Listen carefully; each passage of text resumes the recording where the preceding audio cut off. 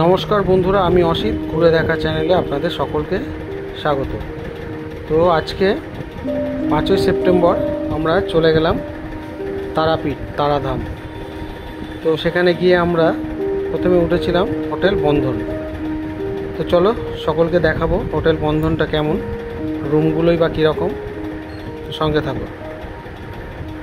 তো সেকেন্ড ফ্লোরে আমাদের রুমটা ছিল 101 নম্বর রুম, এসি রুম।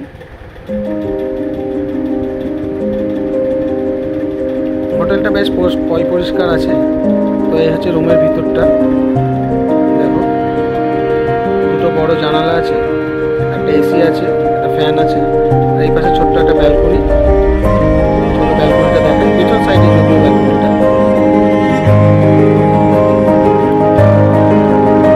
এখানে একটা আয়না আছে,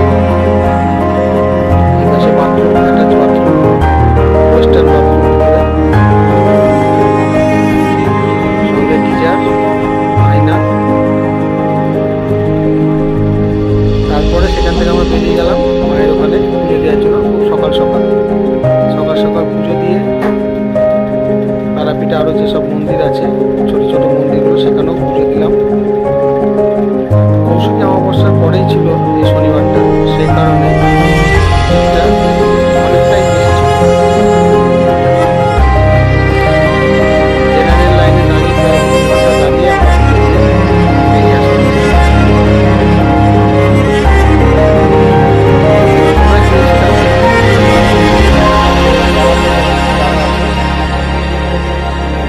তার ট্রাভেলেরই ব্যবসা, দীপুদার সাথে গিয়েছিলাম আমরা 2 রাত 1 দিনের এই প্যাকেজে। তো সেখানে গিয়ে আমরা প্রথমে তারাপীঠে 1 রাত থাকি হোটেলে, তারপরে তারাপীঠে সাইট সিন সারাদিন করে নিলাম বীরচন্দ্রপুর এবং বামাখাপার আটালি গ্রামে। 400 টাকা টোটো ভাড়া নিয়েছিল আমাদের, আমরা 400 টাকায় 5 জন ঘুরে নিলাম সারাদিন। রাতটা সেখানে আবার থেকেছিলাম। তারপরের দিন আমরা চলে গেছিলাম ঝাড়খণ্ড রাজ্যের দুমকা জেলার প্যাসেঞ্জার ড্যামে। সেখানে সারাদিন কাটে, রাত্রে আমরা ফিরে আসি। তো এখন যে দেখাচ্ছি আপনাদের, এটা হচ্ছে তারাপীঠের ভিতরে।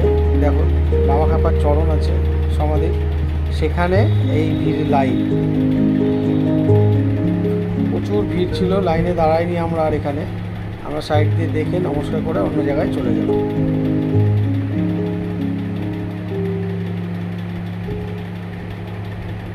যেহেতু ভাদ্র মাস চলছে আর এই মাসেই পড়েছিল কৌশিকী অমাবস্যা, সেই কারণেই তারাপীঠে প্রচণ্ড ভিড় ছিল।